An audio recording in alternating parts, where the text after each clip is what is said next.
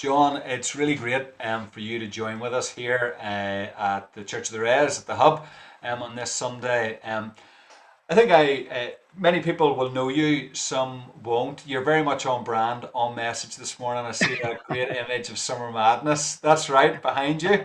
I was going to attempt to do a bit of brand logoing for you by sticking up, the Summer Madness 2021 festival there and Great. making sure that everybody knows that it's, well, we'll see what happens with it. But for Yeah, those who yeah. don't know, Summer Madness is a festival for lots of young people. It's been going for over 30 years. Few wee images there of people camping, going into the big top and worshipping in the big top and so on. But I thought it would be great to chat with you, John, about your life and about the life that's behind Summer Madness and your heart for it. And principally, it's because we've been working our way through Philippians and we're Mhm. thinking about the lessons that we learn in this time of lockdown. And one of the passages in Philippians at the end of chapter 1 talks about living life worthy of the gospel. There's the words of it there. Mhm. Whatever happens, conduct yourselves in a manner worthy of the gospel of Christ. Stand firm in the one spirit, striving together as one for the faith of the gospel, without being frightened in any way by those who oppose you. And then obviously there's stuff there about the opposition that they're facing in that time. But uh, I thought it'd be great, not for you and I to talk at length about that passage, but I invited you here to talk about your life as I've described it, as living a life worthy of the gospel and this heart and passion for madness. And so the jump off point for me, first question is, John, in Philippians, this church in Philippi was birthed because Paul had a vision, had a dream, and there was a man from Macedonia said, "Come and help us." And he entered into new terrain and planted a new community, a new church in the west, in what is now Western Europe. And if you can cast your mind back over 3 decades ago, Yeah. um, what was your vision, your heart? Was there a man from Macedonia at 3 a.m.? Or what was your heart and vision for Summer It- Madness all those years ago and to yeah. start this new ministry? Yeah, there was a man from Macedonia, as it happens, and he was organising a festival in England called Greenbelt, and he appeared to me on the phone and said, "Will you come over and help us and do some Celtic worship at Greenbelt?" And I said, "Well, I might not be able to do that myself, but I know a man who could."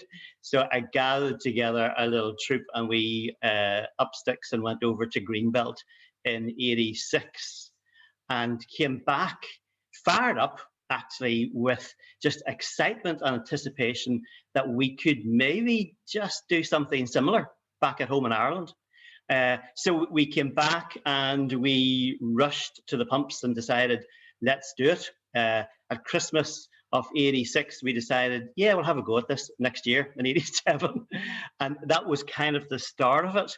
We we saw an opportunity for something that would just encourage young people, and I mean probably mid late teens is what we were thinking when we had young people in our head, that would encourage them to take their faith seriously, that they could really grapple with their faith, look at how it works out in their lives, their culture, in relation to the questions they were asking and their dreams for the future. And so our heart really was to reach out to those who were probably already on the journey of faith, but we weren't making any judgments about that. But early on, it was very much based around church groups coming and trying to ensure that we connected well with young people, and the kind of life and the context that they were living, and helping them to think through faith. And the arts, because of the Greenbelt kind of kickoff point, certainly the arts were a big part of that as well. So we, as well as the seminars and the workshops and the activities, there's a big influence of music and drama and art of all sorts. John, I mean, you're casting your mind and some people's minds back to the late 80s, and some people watching this, it was very much before their time. But I've been involved in Summer Madness. I went. I still have some of my badges here. The earliest I could find was Summer Madness '93, and actually I met Claire at this Summer Madness in '94. But Oh, wow. I think I've also been involved in the likes of New Horizon, and it was 30 years old. And there's a number of things that seem to, at some point in the mid 80s, early 90s, these things were being birthed. Was there something missing? What was it that you thought that you could do usefully in the Christian world and in the public square or whatever it is, or in the life of the church? Was there something missing there that you thought that you really wanted to try and to plug into and to fill a void or a gap? Yeah, that's a good question, Barry. And I think probably one of the things that was missing, because back then it's maybe fair to say that uh, youth ministry and youth work in local churches was perhaps even stronger then than it is now.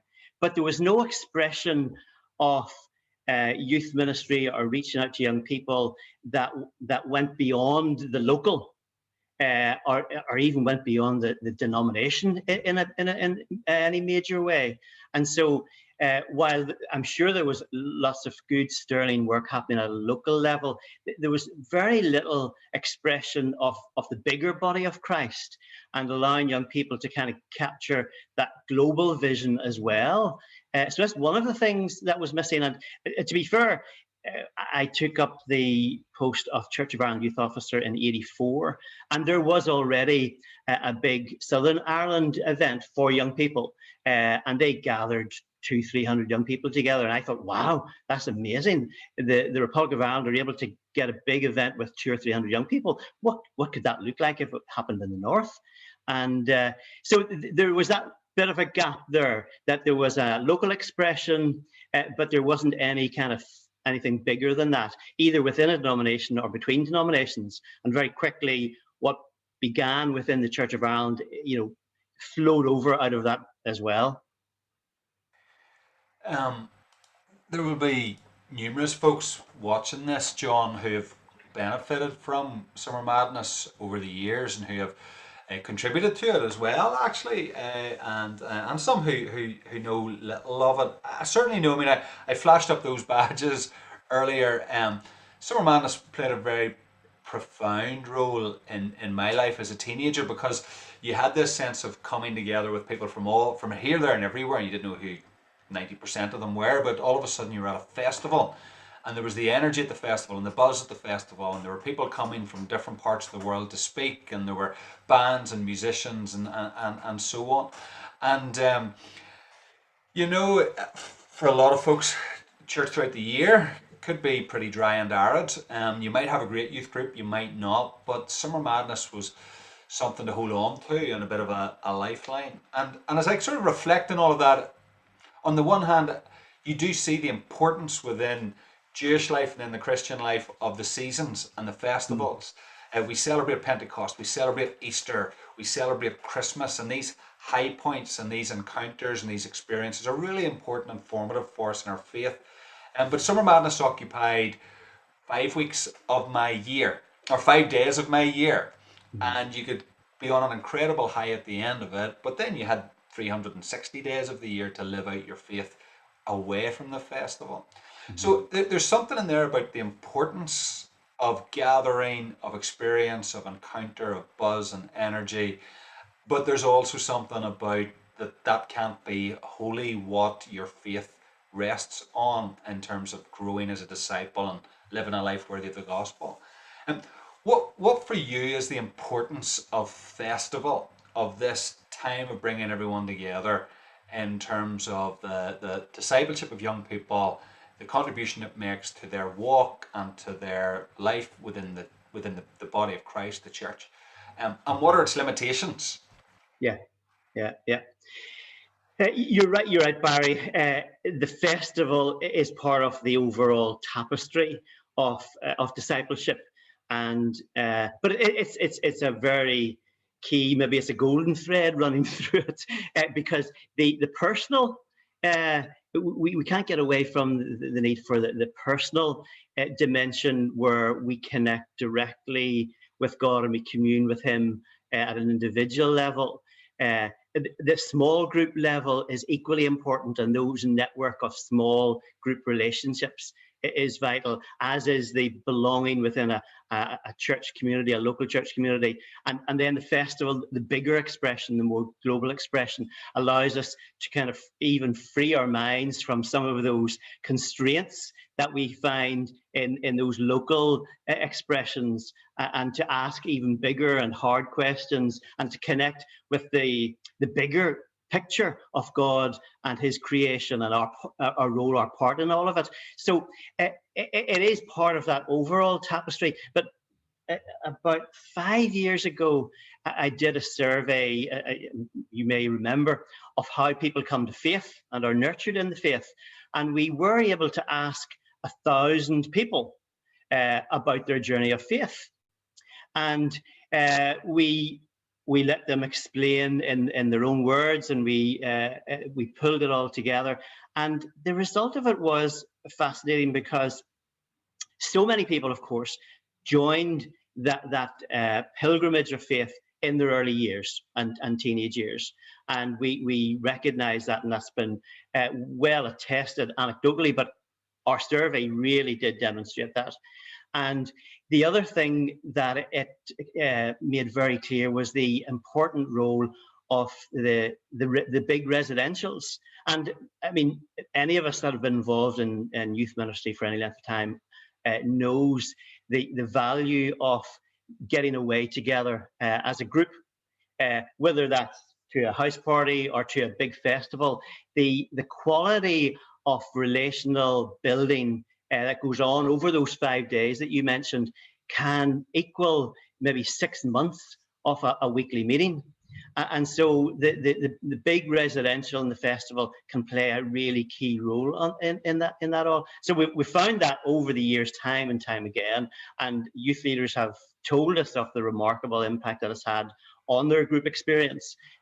So it has been an encouragement over the years for me to stick at it, and to try and make it something that is worthy of groups coming to, and actually does supplement and enhance what they're doing through the rest of the year.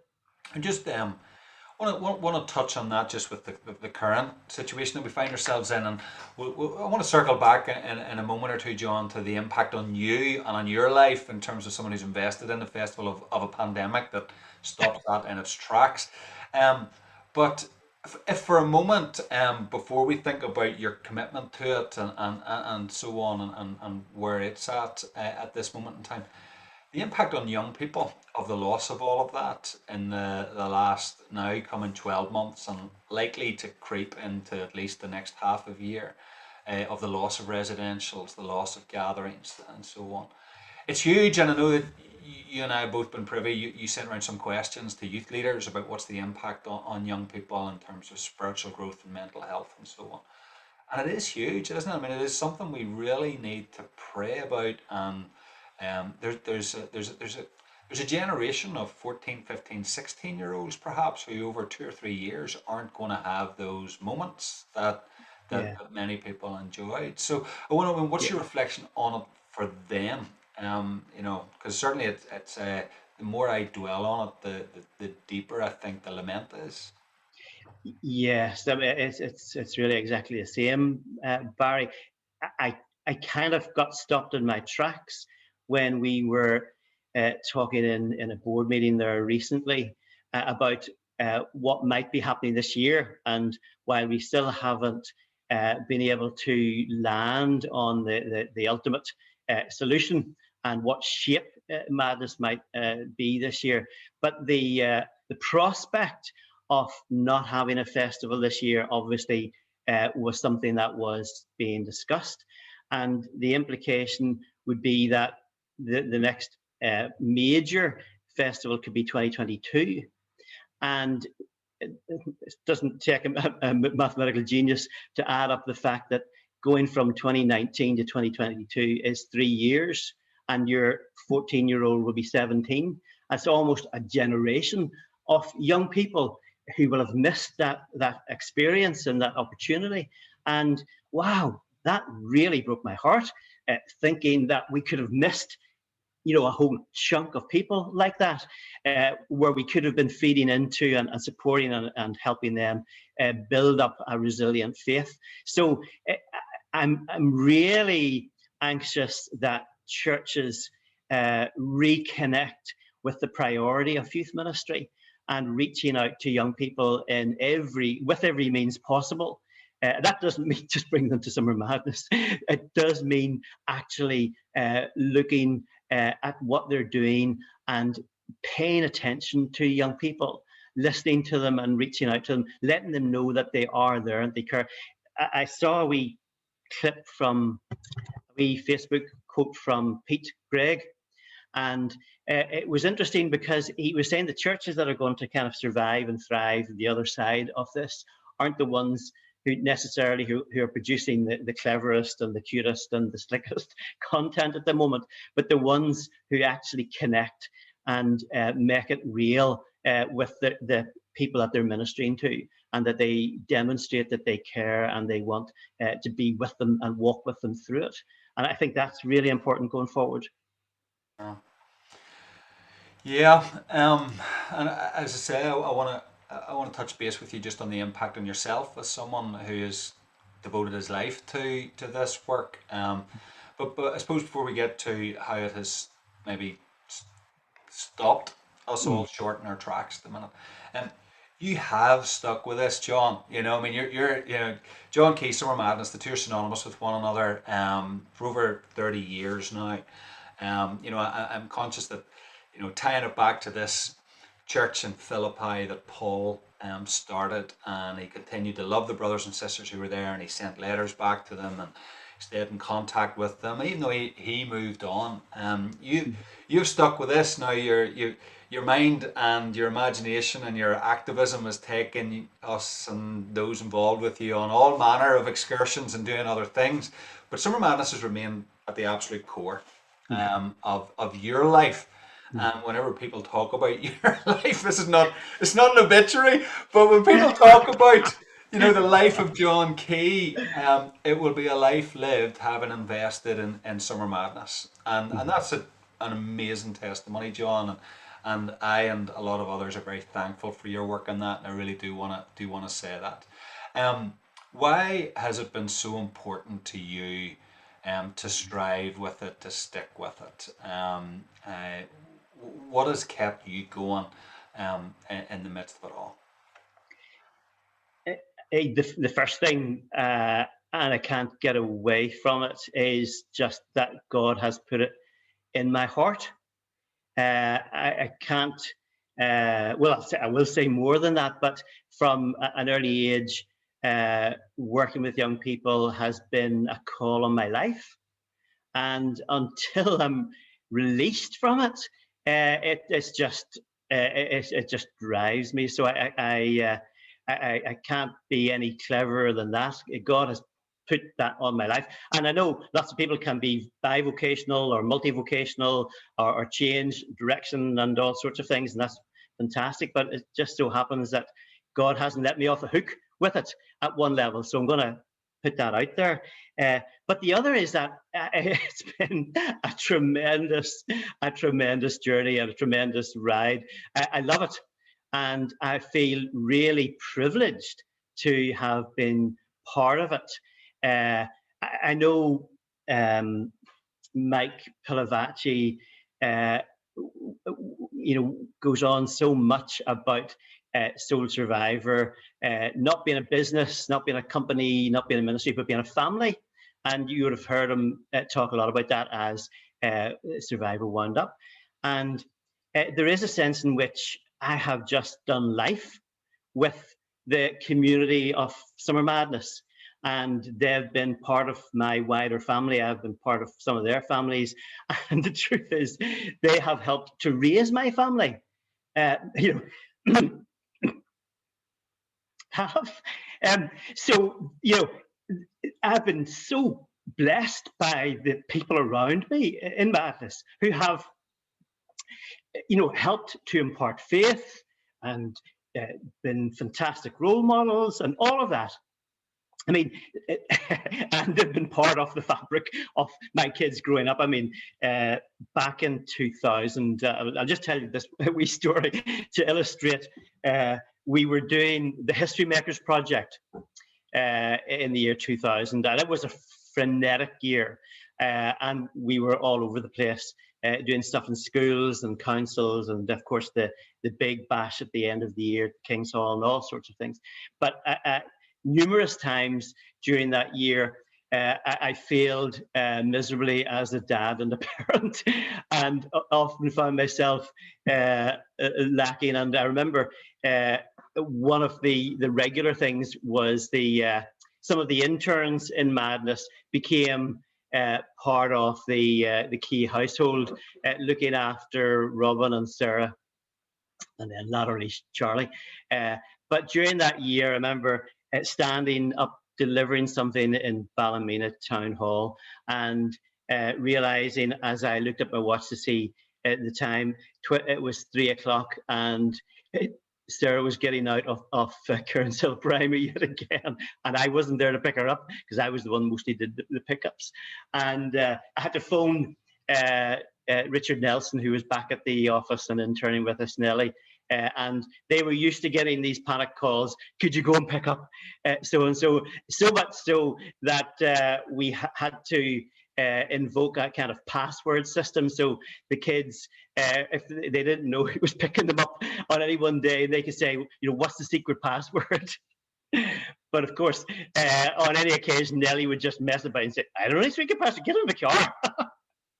But yes, a little story as to how I've been blessed by the wider Summer Madness family, raising my family and me being part of that whole thing. So yes, God's call hasn't let me off the hook, and yes, I've been blessed by doing life with this a fantastic bunch of people who have really invested themselves in Madness as well. So I've loved being part of the journey. Great, that's great. John, look, we're coming to the end of this. We will be in our reflections morning. We'll be praying for you. We'll be praying for Madness and so on. But what this has all stopped us in our tracks. You're a guy who brings a lot of imagination and energy and activity and ideas and starting new things and so on. But where is how can we pray for you? And where is the peace of God for John Kee in this time of lockdown? Part of our attempt to look at Philippians is to see what we can learn from Paul, writing from prison about life and faith and so on. So, what can we pray for, and what are you learning that perhaps you might even share with us that might help us in our walk in our discipleship this morning? Yeah, sure. Well, I'm actually going to share with you. There's a bit of a background. I don't know if that helps. I might have to get out of the way of it. Um, but the wheel of discipleship. I don't know. This wasn't in relation to your call, Barry, or today's chat, but this breakdown was on my mind about the wheel of discipleship, and I began to drop in a few memorable words for my own sake. And I've got 3 of these wheels. If you don't like C's, you can have P's or R's as well. So that just to reinforce it. But the community, communion, comprehension, and compassion. And I'll use this as an illustration because in terms of the pattern of discipleship, there's those 4 components in my mind are really important: community and people and the relationships and the accountability and all of that. And in terms of that, over lockdown, that has been proving just as important as ever, maintaining those relationships and those connections with people and staying connected to a community. And I want to pay tribute to the folk who have actually phoned me up and checked in on me and said, how's it going? What's it like? It must be really tough with madness not being able to happen and all of that. And I found that quite touching. Just that simple word of encouragement or concern or compassion has been really powerful. And thankfully, none of them asked, have I got the vaccination yet? Or maybe that's what they were thinking. So community, do pray that I stay connected in all the various ways of community. And the communion, it actually has been helpful, I think, for many of us. Sometimes to regain that wee bit of space where we develop the sense of our own communion with God, our Creator, through prayer, through liturgy, through sacraments, through meditation and quiet. All of those things, those routines, that's the other side of the R. Can you bring it into it later? They've been really important. And I think a lot of folk have found it important to just return to realizing those patterns have got to be maintained in whatever situation we find ourselves. And the other C, of course, comprehension and rationale, perception. Learning and understanding what's going on around us, understanding the world, understanding the word, and grappling with really big, difficult, ethical, moral, philosophical, and theological issues.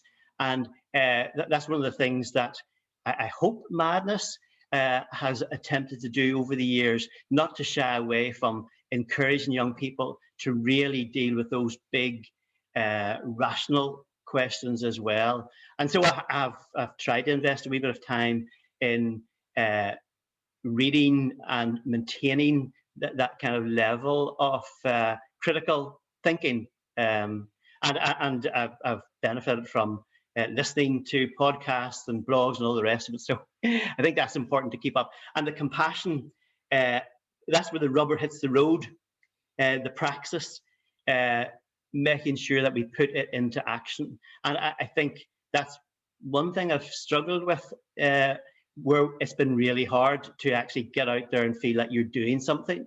I've had some opportunities like others, but I don't think that I have felt that I've been doing enough.